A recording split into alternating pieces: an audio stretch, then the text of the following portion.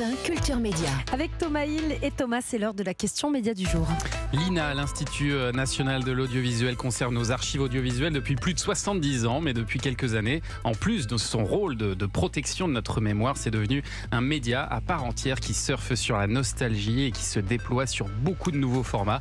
Alors comment notre patrimoine audiovisuel est mis en valeur et rentabilisé sur tous les supports et tous les médias? On en parle ce matin avec Antoine Bayet. Bonjour. Bonjour, Vous êtes Thomas. directeur éditorial de l'INA. Florence Sebaoun est avec nous également. Bonjour Florence. Vous êtes productrice exécutive de Samedi d'en rire, l'une des émissions du PAF qui s'appuie le plus sur les archives de l'INA. Émission présentée par l'ami de la maison, Jean-Luc Moru. Bonjour Jean-Luc.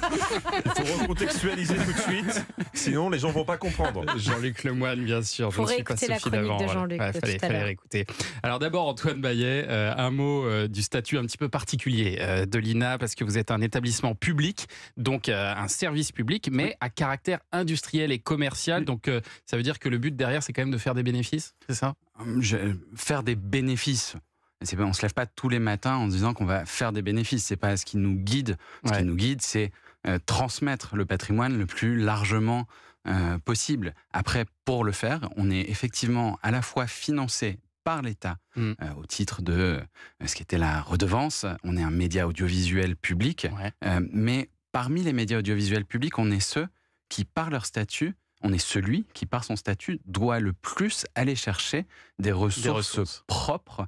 Et donc, on le fait en vendant des archives, en diffusant et en produisant du contenu, en assurant aussi des formations. Et ça fait partie de notre équilibre aujourd'hui. C'est aussi ce qui nous permet d'innover, de diffuser, de distribuer des contenus à toutes les générations. Et c'est notre première mission. Bien c'est sûr. celle-là, et évidemment. vous le faites sur, mais ça se fait vous dans le faites sur tous les supports. On va en parler. Vous lancez aujourd'hui une nouvelle chaîne qui s'appelle INA 70 sur Pluto TV. Donc le principe est assez original parce que l'idée, c'est de revivre l'expérience des téléspectateurs comme si on était dans les années 70. Expliquez-nous le système. Alors on lance demain sur Pluto Télé INA 70. C'est la promesse d'une chaîne qui va emmener le téléspectateur pour découvrir les années 70 en version originale. Donc on a conçu d'abord on va une dire grille que c'est des programmes. Exactement. On a conçu une grille des programmes. On a mis en avant, on a fait nos premiers choix de programmation. C'est une chaîne qui va exister 24 heures sur 24, donc accessible c'est comme la sur télé Internet. classique. Voilà, on n'a pas le choix du programme. Exactement. C'est accessible sur Internet et c'est accessible sur les téléconnectés. C'est un mode de diffusion qui est en train d'émerger assez fortement. Donc nous, on voulait évidemment faire des tests et se lancer sur ce nouveau mode de diffusion. Ça fait partie de nos missions dont je parlais précédemment, adresser tous les publics, tester les nombreux modèles.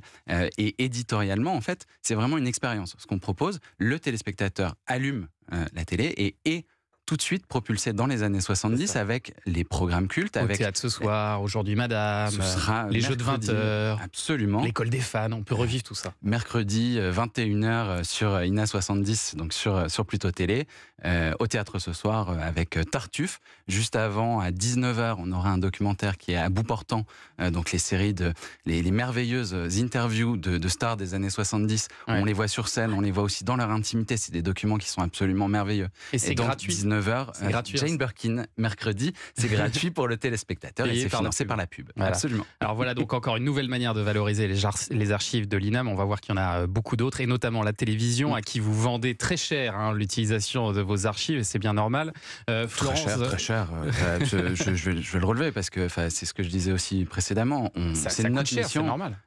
Et c'est tout à fait au prix du marché par rapport à d'autres sources d'archives, évidemment. Alors justement, on va s'adresser à une productrice maintenant qui utilise ces archives, Florence Sebaoun. Quelle est la proportion déjà d'archives dans votre émission Samedi d'en rire? Ça représente quoi à peu près? Ça représente 2/3 de l'émission, en sachant que l'émission elle dure 52 minutes. Ça fait 33 minutes à peu près par émission. Et j'imagine qu'en dehors du salaire indécent de Jean-Luc Lemoine, c'est votre premier poste de dépense, les archives. Non, le salaire de Jean-Luc est bien devant. Non. C'est ce que je disais. Non, par rapport au volume, de toute façon, annuel, ne serait-ce que le volume annuel, c'est énorme. Nous, on est sur plus de 1500 minutes sur une saison. Donc forcément, c'est le poste principal, évidemment. Vous avez un contrat à l'année, j'imagine, avec l'INA, du coup, c'est comme ça que ça fonctionne. Comme vous, avec votre employeur, on a un contrat à l'année, évidemment, qui est renouvelé en fonction de France Télévisions, avec qui on travaille, avec qui on a de très bonnes relations. Et c'est pareil pour l'INA, puisqu'ils nous ont suivis dès le départ. Vous êtes essentiel pour l'émission, on ne va pas se mentir. Vous êtes un partenaire vraiment de jeu. C'est plus de 90% de nos images pour nous. Ouais. Donc, C'est oui. important, évidemment. Jean-Luc, vous avez votre mot à dire sur le choix des archives ou pas? Non, moi je suis très docile. Non, plus sérieusement, évidemment, on discute avec Florence, avec toute l'équipe éditoriale, et des fois, on essaie moi je me rappelle de souvenirs, on essaie. Ouais. L'INA pour moi c'est une malle au trésor, donc on a envie de se plonger dedans, essayer de chercher des images dont on se souvient, et puis il y a aussi découvrir des pépites. C'est tout le sel de Samedi d'en rire. Donc oui, c'est une concertation. Après, il y a des fois des frustrations parce que il y a des images qui ne sont pas disponibles à l'INA. Ouais. On doit faire avec aussi. 26 millions d'heures de programmes quand même audiovisuels. Ouais, c'est ça. Alors Oui. comment on fouille dans tout ça? Et puis combien ça coûte aussi? On va en parler dans un instant. On revient. Europe 1. Culture Média sur Europe 1 avec la question média du jour. Thomas Hill, comment valoriser notre patrimoine audiovisuel? On en parle avec vos invités et spécialistes ce matin. Antoine Baillet, directeur éditorial de l'INA. Florence Sebaoun, productrice exécutive de Samedi d'en rire sur France 3, présentée par Jean-Luc Lemoyne qui est autour de la Bien table sûr. avec nous ce matin. Et alors on se demandait avant la pause, Antoine Baillet, comment sont fixés les tarifs? Est-ce que vous avez des grilles selon les chaînes, selon l'heure de diffusion? Je vais vous donner peut-être un exemple très concret pour expliquer, parce qu'effectivement, c'est quelque chose qui peut être pour l'auditeur un peu compliqué à saisir. Imaginons que vous êtes un producteur, que vous travaillez avec Netflix pour faire un biopic sur Simone Veil. Ouais. Vous allez avoir besoin d'images d'archives. Vous travaillez pour Netflix, qui va chercher à diffuser ses contenus dans le monde entier et qui va prendre des droits, qui va avoir besoin de droits qui sont longs, qui durent dans le temps, 10 ans, 20 ans, 30 ans.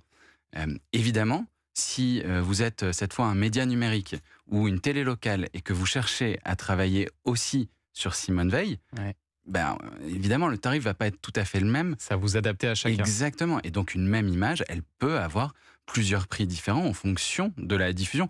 C'est hyper classique et c'est ce qui fonctionne avec tous les fournisseurs de contenu pour des médias et tout producteur travaille de cette manière-là. Et qu'est-ce que ça représente la télévision dans le chiffre d'affaires de l'INA, par exemple? C'est une grande part pour vous? Alors, dans les activités dont moi je m'occupe sur de la production de contenu, de la diffusion de contenu, on produit des documentaires pour de la télé, on produit des 6 x 52 minutes pour Arte, des documentaires à base d'archives. Aujourd'hui, sur l'ensemble de nos supports de diffusion, ça va être 30% à peu près, je crois. Sur les activités dont on se parlait précédemment, où des producteurs viennent acheter, la télévision, je pense, reste notre premier lieu. Je pense qu'on doit être à 65-70% qui est représenté par des producteurs de télévision. Et alors Jean-Luc, votre émission Samedi d'en rire, elle a fait encore un record en nombre de téléspectateurs la semaine dernière. Qu'est-ce que vont chercher les gens dans ces images, selon vous? Qu'est-ce qui leur plaît tant? Il y a un côté Madeleine de Proust, évidemment, c'est des images qui leur font du bien. En tout cas, c'est les témoignages spontanés qu'on a dans la rue. Ouais. Voilà, et c'est pour ça que quand on parle d'une chaîne vraiment sur le rythme des années 70, je pense que c'est très intéressant, c'est vraiment une replongée. Je pense que concrètement, actuellement, tout est un peu anxiogène, et de se replonger dans ces images qui, en tout cas dans le souvenir des gens, est plus légère, ça leur apporte un certain réconfort, et c'est ce qu'on essaye de faire dans Samedi d'en rire. Et c'est particulièrement tendance en ce moment, la nostalgie à la télévision, Florence Sebaoun. C'est ce que dit Jean-Luc, c'est-à-dire que déjà actuellement, je pense que les gens ont besoin d'être rassurés et on se rassure en allant un petit peu vers le passé.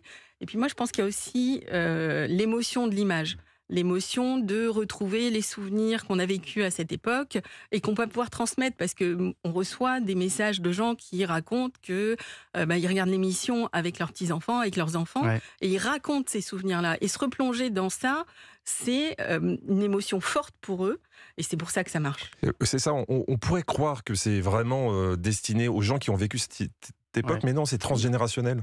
Ça permet du dialogue entre... C'est ce qu'on voit aussi avec ce que vous faites aujourd'hui sur les réseaux sociaux, Antoine Baillet. L'INA est partout maintenant sur les réseaux sociaux et avec des millions d'abonnés.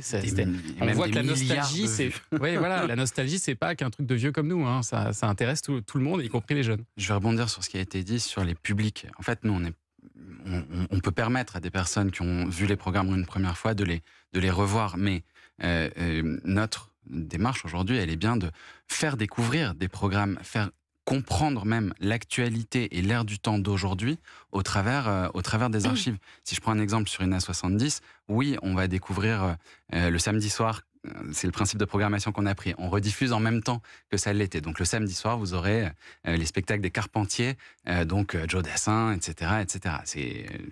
Ça marchera, j'en suis absolument sûr, et ça plonge tout de suite dans quelque chose qui fait du bien.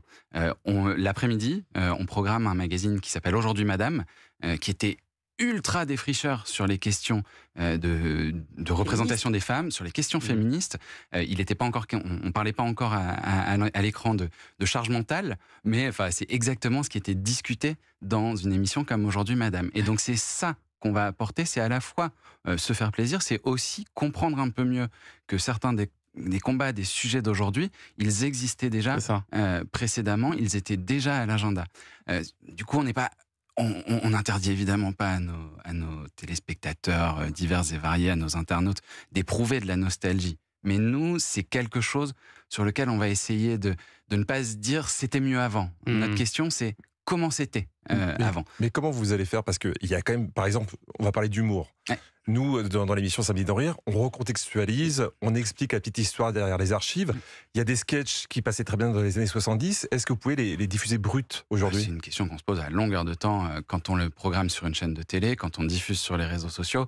On se pose la question de la réception de certains contenus au regard des évolutions du contexte. Mais vous n'allez pas couper non plus. Là, dans les grilles de programmation qu'on a conçues pour INA 70, ça a été une de nos questions.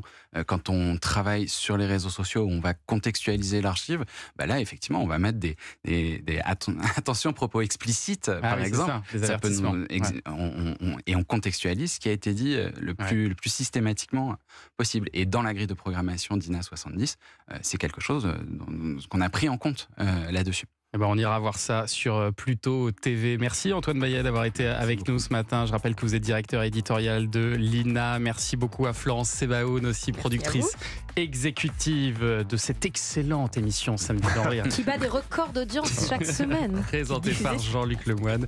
Merci d'être resté avec nous. Jean-Luc et Culture Média continue.